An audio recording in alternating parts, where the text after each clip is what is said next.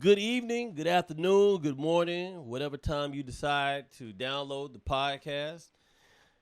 This is Maronzio, Vance. We are going to kill some time. I would like to call these the Quarantine Chronicles, where basically as a comedian, as a writer, as a performer, as a thinker, as a human being, I sit in my house all day and I try to figure out how to make painful things funny. Painful. Speaking of painful, I would like everybody to know that I have a podcast called, not a podcast, but a blog called EAT, which stands for Emotionally Available Today. The blog is simply about me not knowing that I had gone through trauma when I was a kid that I never addressed, and then it just compiled on and more trauma and more trauma and more trauma and more trauma and more trauma and more trauma and more trauma, and then eventually I was traumatized out, man, and I went and got some help, and now I write about the trauma that I went through and what I was feeling at the time and how I look at it now and what I was thinking about when I was going through the shit that I was going through. It's a healing thing for me. It could be healing for you as well. It's on my website. I am Maronziovans.com because somebody bought Maronzio Vans as if they thought I was going to fucking negotiate with you about my goddamn name. Bitch, you can have it. Ain't no money on that card. Okay? You can take that name and run with it. You ain't going to get shit for it except financial trouble, some angry women, a lot of poor decision making, terrible obsession with Krispy Kreme donuts. I don't give a fuck what Krispy Kreme done in the past. I don't give a fuck what they have done in the past. Them some goddamn good ass donuts, man. I don't give a fuck what Krispy Kreme has done. Okay? I don't give a fuck. Have you had a Krispy Kreme donut? The shit got amnesia in it. Because as soon as you bite it, you forget whatever the fuck they did. Before we go any further, I would like to say happy birthday to Tony Rock. Shout out to Tony Rock.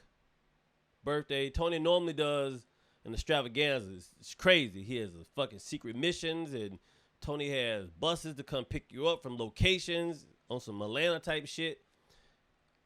And he parties for like a fucking week or two. I don't know how he does it. I don't try to count other people's coin, but goddamn, he be goddamn. But anyway, happy birthday to Tony. I'm sure that your next birthday, you are going to make the world suffer for having you have to sit in the house on your birthday and not be able to do it the way you wanted to do it. Let's get into it, shall we? A lot of things happened this week. A lot of things are going on. I would like to talk about the fact that the Washington... So I guess in this whole Black Lives Matter, all lives matter, trans lives matter, refrigerator lives matter, socks lives matter, whatever matters. By the end of the year, everything's going to fucking have to matter. But in the midst of all this, black people have been asking for white people to scrape everything they've ever done away that was negative towards us. Some of this shit I'm not for. Some of this shit I am for. I am for the statues being taken down because the statues are scarecrows to remind us, yo, nigga, we used to have y'all pinned down on the ground at all times. This guy was the one who was responsible for it. Don't make us have to bring him back. Now get to work, nigga. I'm not for us just trying to remove everything. Some of this shit we gotta let sit as a reminder of who they used to be. You know what I mean? You know how like Mike Tyson could get his tooth fixed, but he didn't because he just like, nah, this is gonna be a reminder of who I used to be. And it's like, you could have just told us where you were from and got that goddamn tooth fixed, but he didn't. He kept riding with the fucking tooth. We got to let some of this shit be Mike Tyson's tooth. We got to let white people remember and be like, yo, that movie, that TV show, you know, it's a fucked up white movie. A movie called Soul Man with C. Thomas Howell and Ray Dong Chong was his love interest. Ray Dong Chong is the child of whichever Chong is it from Cheech and Chong. Tommy Chong? It's Tommy Chong. Tommy Chong. I'm not being racist. I just don't follow the fucking comedic versions of Santana. That's probably racist too. Watch. 10 years from now, they're going to be like, nope. Can't come to Mexico. I probably won't even get out of Van Nuys, so keep it cool. Ray Dong Chong did a movie. Ray Dong Chong was like the chick in the 80s, though. Like, she was like the GOAT. Like, if you wanted, like, you know how Jennifer Lopez plays everything but a Puerto Rican in a movie? Except when she played in El Cantante, which was actually a good fucking movie. El Cantante was a good... El Cantante, you actually be like, let's give Jennifer Lopez more movies. And then you see her in more movies, and you're like, why do we do that? That's crazy. Right? Like, ooh, Made in Manhattan? Stop it. So for a while, Jennifer Lopez never played a Puerto Rican woman. She just played this ambiguously. She could be whatever color we want as long as she's not black. She was like the anything but black girl, but also some color that we can control and people are okay with and don't feel threatened by. That's who Ray Dong Chong was. She was the go-to chick that everybody wanted in their movies when they needed a safe black woman, a safe woman of color on screen. Am I wrong? Safe woman of color, right? She was his love interest in the movie. And the movie is about C. Thomas Howell not being able to get into Yale or Harvard or something like that. And he got in on a scholarship. Wait for it. Guess how he got a scholarship? By pretending to be fucking black. Do you know how he pretended to be black? By painting his whole fucking body. In the 80s, there was a fucking movie called Soul Man where a white man could not get into his college of choice because he's fucking white and took a scholarship from a black person in this fictional movie and painted himself black and got invited and fell in love with Ray Dong Chong. Let me tell you something. I'm mad at Ray Dong Chong for allowing them to make her be so fucking stupid that you can't see that this is a painted fucking white man here. I want to say painted cracker, but I don't want to get in trouble.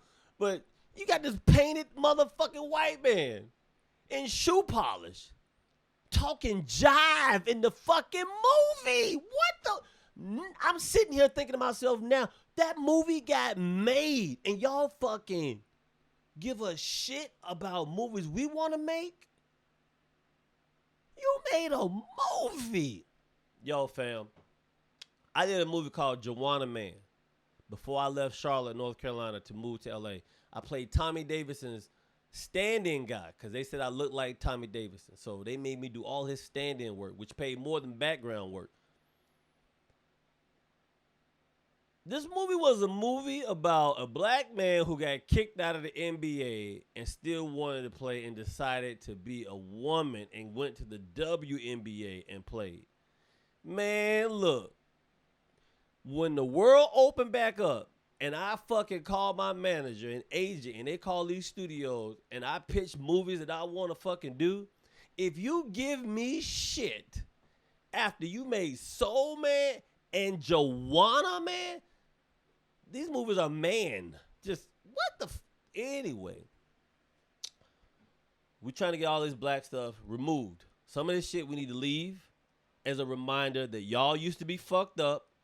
We didn't forget, and this is why we making this piece of shit movie, because y'all have more opportunities to make shit than we've had in a lifetime. It's our turn. It also goes back to the fact that the Washington Redskins, people are arguing about the Washington Redskins wanting to change their name. It's like, how do you help me understand? There's a football team that has the logo of people that this country killed in order to be here. Help me out. I'm scared now because I'm making sense. And when you make sense, you die. Okay? It just happens. I'm like Malcolm in the window looking out like they watching me. Nigga, the NFL allowed Washington Redskins to put logos of people that this country murdered and took the country from. And they get to work every Sunday.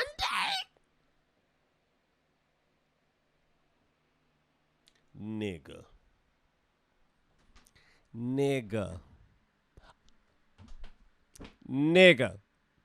I live in a country where there are white people who are saying, what's the big deal with Redskins?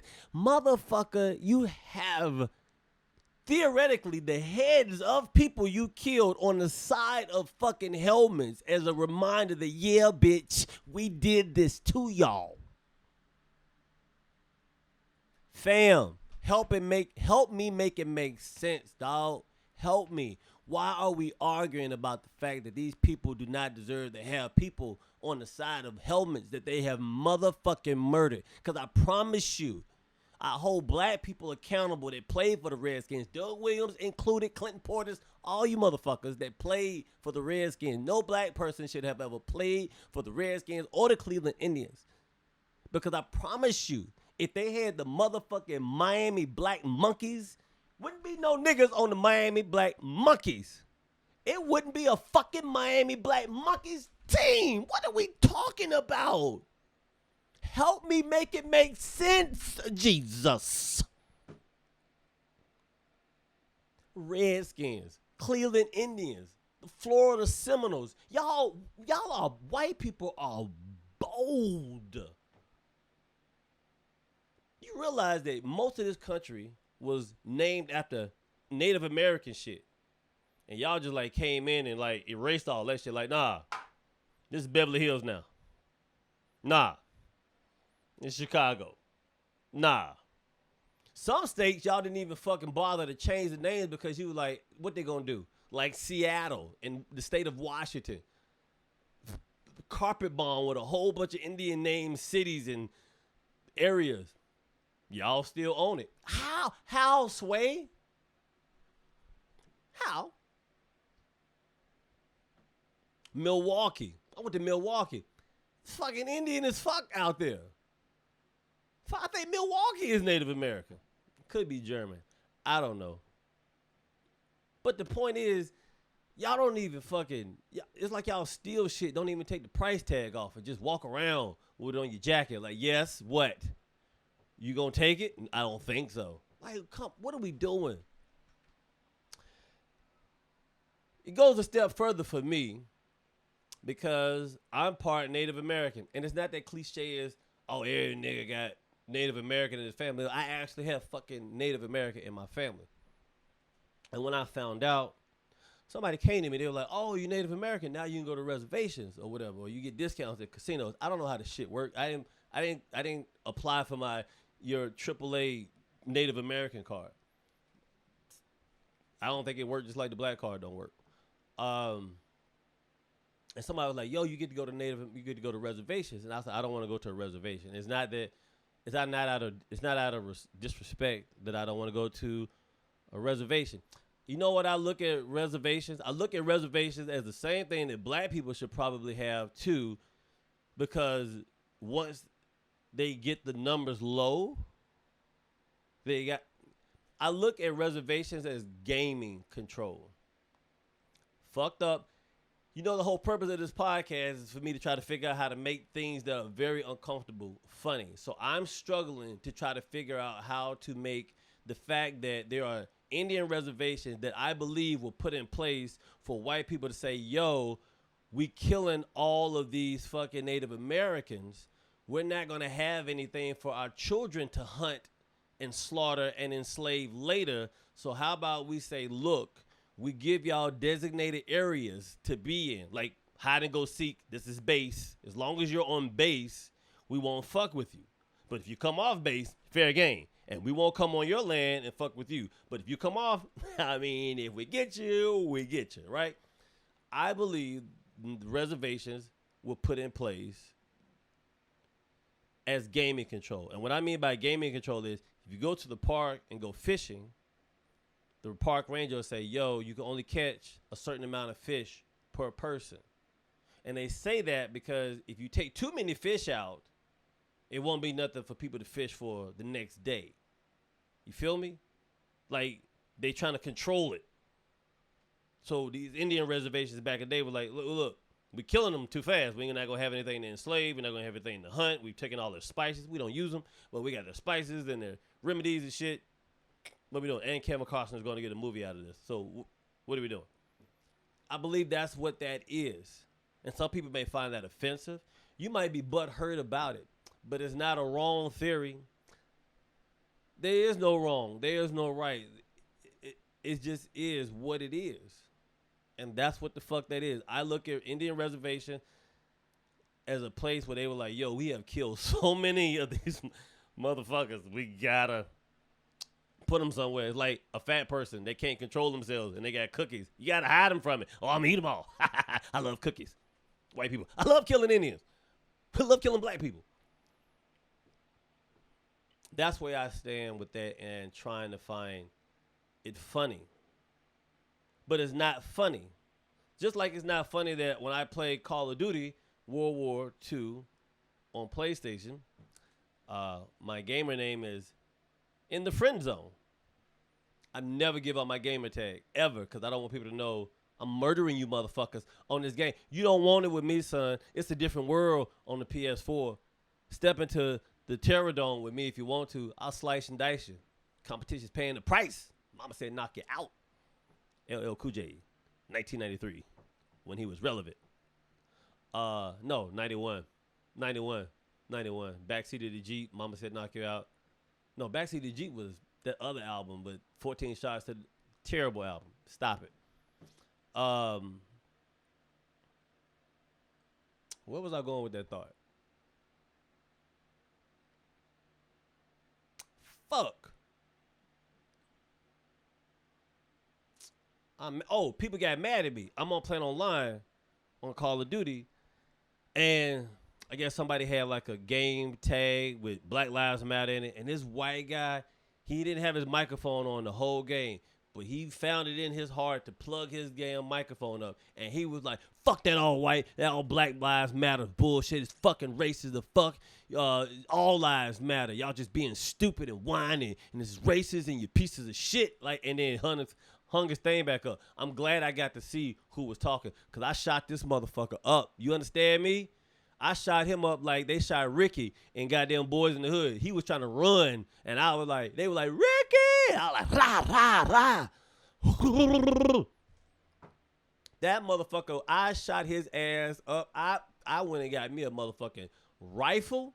I put some FMJs on that bitch with some rapid fire and some accuracy, and I put it on airborne category, and I chased this motherfucker like he owed everybody I love money.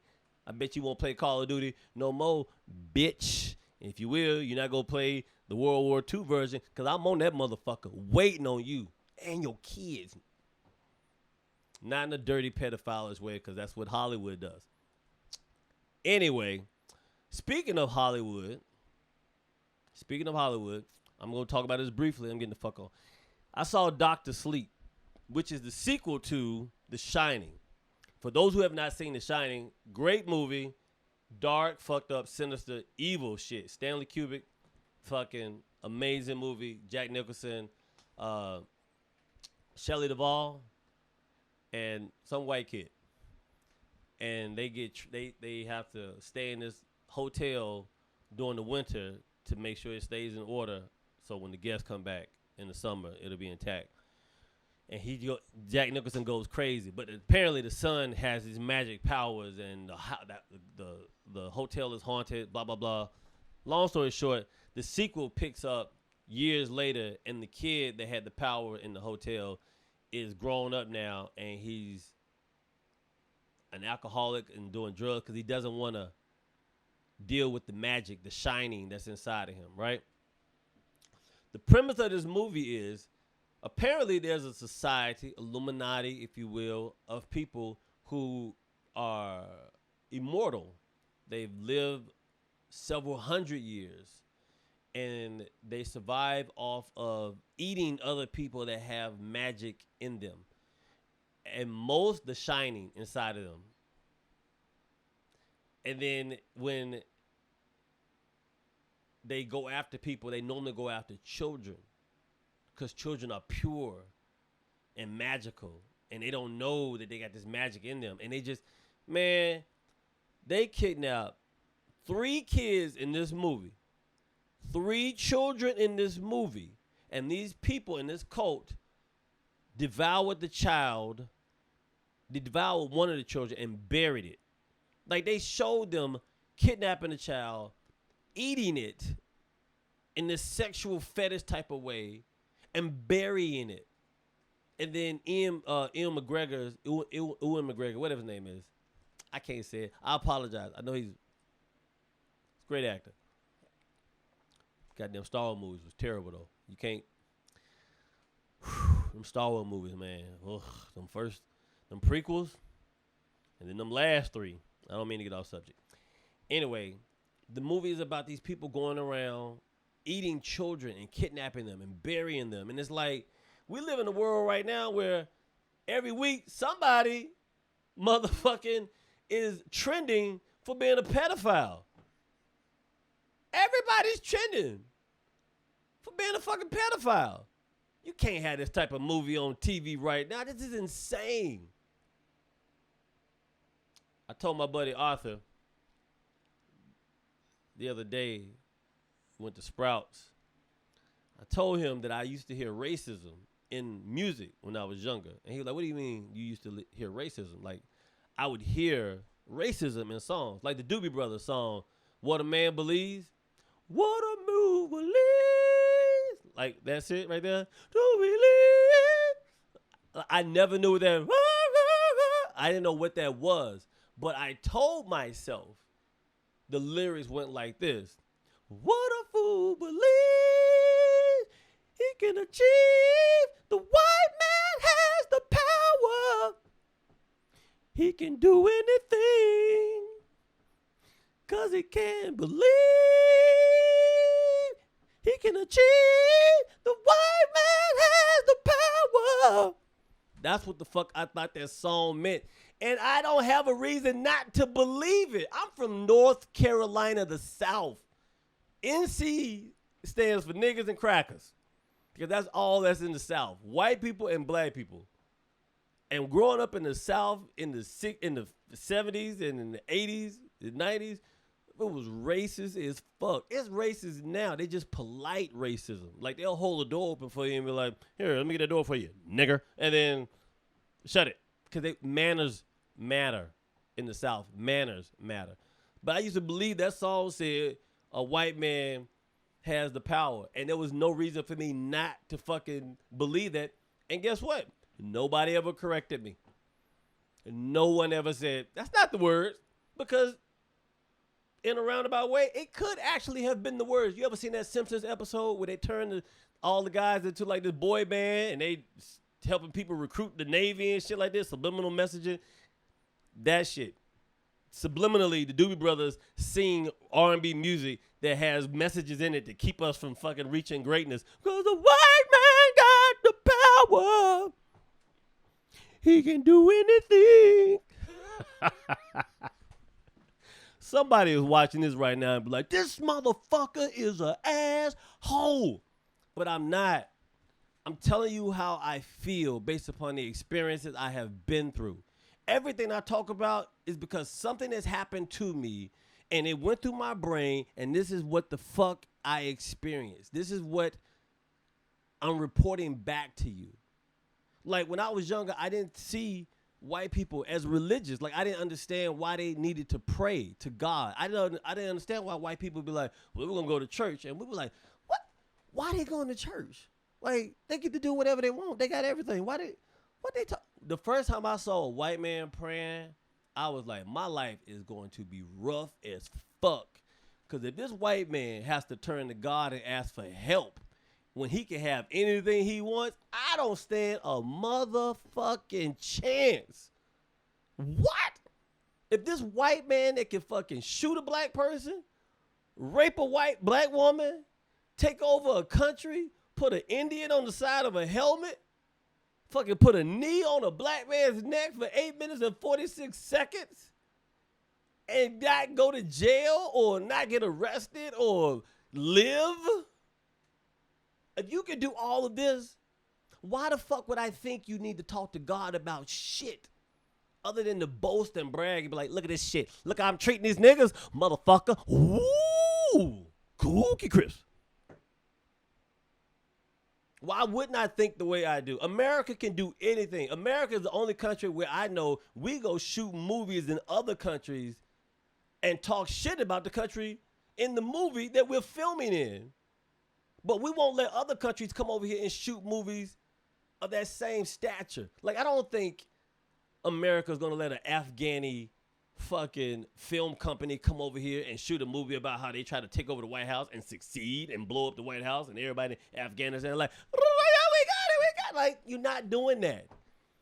We're not letting people from other countries that we think we're better than come over here and make movies about how they bested us. What? The internet would explode, fam. It fucking explode. So when people talk to me about Black Lives Matter, it's just, it don't, man. Here's how fucked up it is. It's a white woman. She did a TikTok video, and she thought this joke was funny because we always say once you go black, you don't go back. But you always throw in there, oh, and get your credit fucked up, or get some babies, or he'll go to jail, he'll rob your mama. Like, some negative shit comes along with it, right? But it's fun because it's a joke. And black people co-signed on it. So white people still joke on it. And black people make jokes about it. We make jokes about shit that we probably shouldn't even fucking make jokes about. Long story short, this white woman did a TikTok video where she says once she go black, she held up 2 white babies and then a mixed baby and then another white baby. You never go back. And she basically trying to say, I went with a black guy, fucking didn't want to do that anymore, and they ended up with a white man again. And then it turns out the 3 white kids were actually her born, it came from her. She adopted the mixed child. You need to take that goddamn baby from that motherfucking white bitch because she don't know what the fuck she doing and she gonna break what she bought. Take that to the motherfucking bank. I'm not playing with y'all no more, man. This is what I do all day. I think about how fucked up this world is, and I just go in on y'all. I don't give a fuck if you upset, then get your tender ass out in the sun and toughen up. Get tough. We're not going to be able to go back outside and live normal until we stop trying to make the old way work in this new fucking world. It's just not going to happen. I'm tired of talking to y'all about it. Now, I've killed all the goddamn time I plan on killing. You motherfucking download this bitch. You share it with motherfucker. You watch this motherfucker. Don't sit up here and ask me, Maronzio, why didn't you go further? It's your fault, bitch. You got an opportunity to share this shit with somebody. If you do, you do. If you don't, you don't. All I can do is create the shit and give it to you. And what you do with it after that is up to you. Now, go download it. Podbean, iTunes, I don't know what else. And donate to the motherfucker. I'm in a pandemic. The fuck?